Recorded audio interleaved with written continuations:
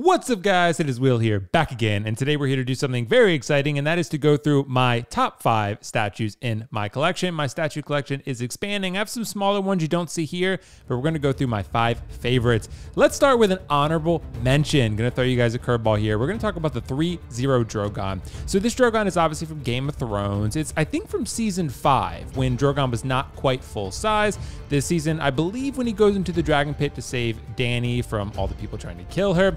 You can see here the detail is incredible. They only made 144 of these pieces because when 3-0 actually announced this guy, he was very controversial. He was $1,500. People were not used to paying that high of a price for a 1/6 scale item. There's a statue, you cannot pose it. It just wouldn't look right if you can pose it.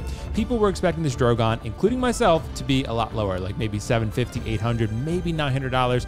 This guy ended up being $1,500. So it did sit for quite a while, even though they only made 144, just because not everyone wanted to pay $1,500 for a Drogon.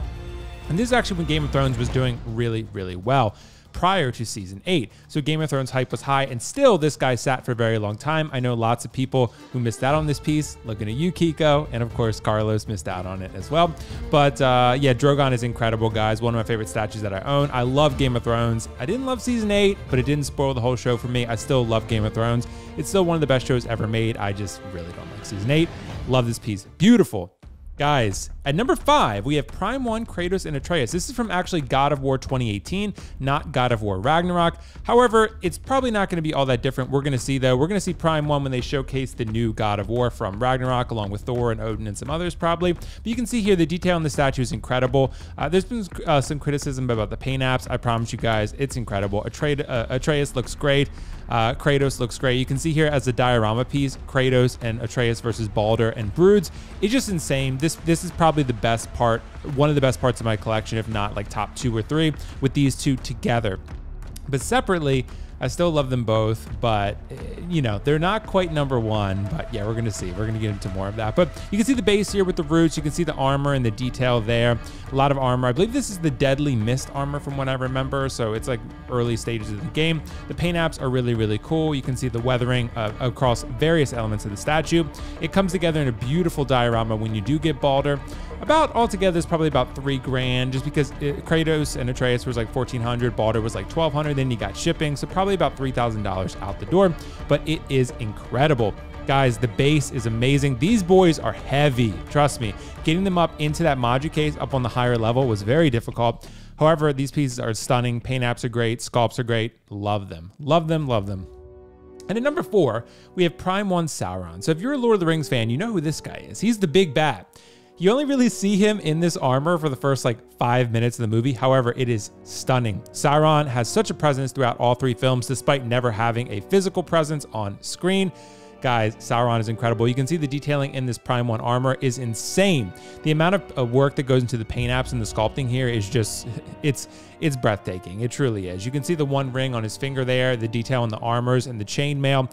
It's just insane. This guy is a challenge to put together. It took me about an hour to put him together all in all, but boy, when you get him together, does it look stunning. You can see there the exclusive edition does come with the severed finger with the ring. But yeah, he's a tall boy. He's quarter scale, and he's actually about the size of half scale Pennywise. The base does prop him up a bit, as you can see there, the lava base. The lava base does not light up. However, stunning, stunning piece in the display. Guys, every time I put up the Sauron, people are like, that Sauron is literally insane. I can almost predict that people are going to say that I should have put Sauron higher than number 4. However, we will see. I still love this boy. He's incredible. The base is heavy. This is probably the heaviest statue that I own. Half scale Pennywise is not this heavy. Sauron's like 75, 80 pounds maybe. He's heavy. He's heavy when you're trying to lift him. So yeah, definitely if you try to move him, take him apart first and then move things around. You can see the parts on the base, the skulls. A lot of them are sculpted in. Some things are movable, like the helmet, the elf helmet, the sword and stuff like that. The shield, you can move them around if you like to get them where you want them to be. But yeah, this piece is incredible. It's just so good, guys. It's so good. The mace is heavy. It's long. It takes up a lot of space. So yeah. But number 3, we have Prime 1 Balder. Balder is one of my favorite characters. I love God of War 2018. I just think it's an incredible game, and I absolutely love what they did with his character.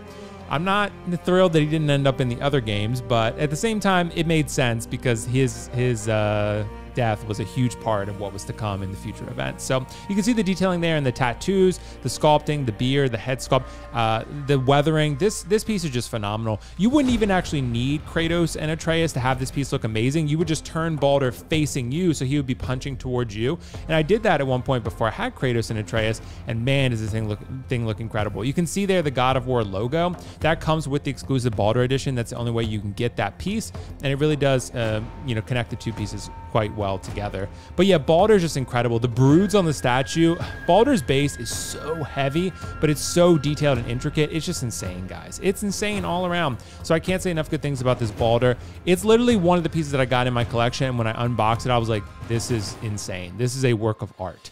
This thing is completely stunning. Like I said, even without Kratos and Atreus, Baldur is just an absolutely stunning piece. A work of art. It's showcasing what collectibles can really be and how high they can really go. I really mean that. Baldur is truly that incredible.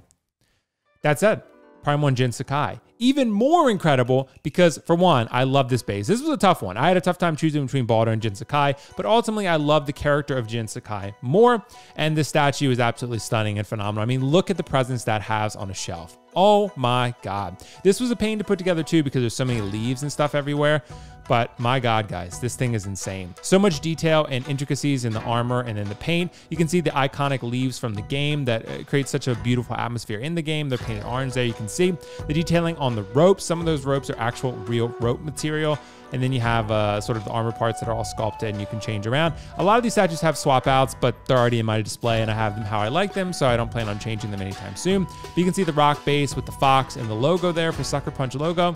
Incredible, incredible. Detailing in the armor, the weathering. Again, Prime 1 put so much effort into these statues, and you got to give them props for these. Video game statues, they always knock it out of the park because the head sculpts don't have to be a 10 out of 10 perfect, and you're still going to like it. So Prime 1 knocks everything out of the park really except for human head sculpts, but they killed this one. Yeah, it's great.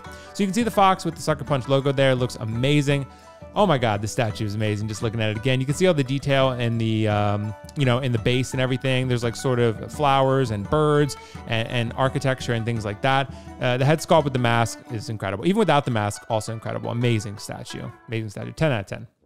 Guys, and of course, at number 1, we have Prime 1 Pennywise 1/2 scale. Guys, this has been my grail for quite a while now. I mean, I was never thinking I was going to get into 1/2 scale, but Pennywise actually encouraged me to go out and get more half scales. I've just been waiting for the right one. Right now, the collectible market, half scales are not really a thing, but you can see this guy has a lot of presence. He has rooted hair. I did have to comb him a little bit to style him up to make sure that, it looked decent enough to do. You could probably make it look even better if I took some gel to it or maybe had like a hairdresser come out here and do it, but it looks incredible. The weathering on the outfit, the detail is just insane. Very accurate to the film. This guy was a little bit of a process to put together too, because you have buttons, you got to connect him and dress him. He doesn't come completely dressed. You have to like put the shirt on him and dress him and stuff. It's a process. But yeah, this statue is amazing. You can see the button detail, the everything in between, the ropes around the waist. The head sculpt and the paint apps are just amazing. The rooted hair is actually really good. You can see the lace front at certain angles, but really if you're looking at it like this, you're never going to see it, but in person you will see it from time to time. And again, you can adjust the hair however you like.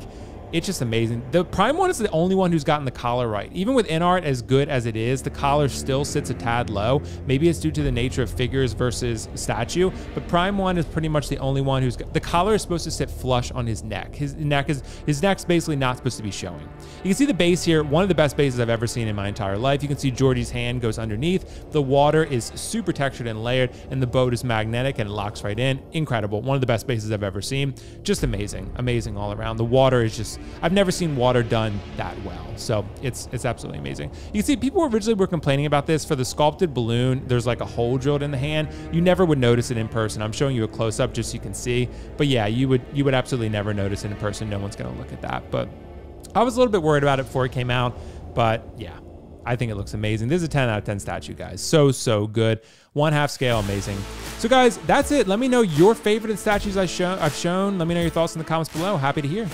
See you in the next one.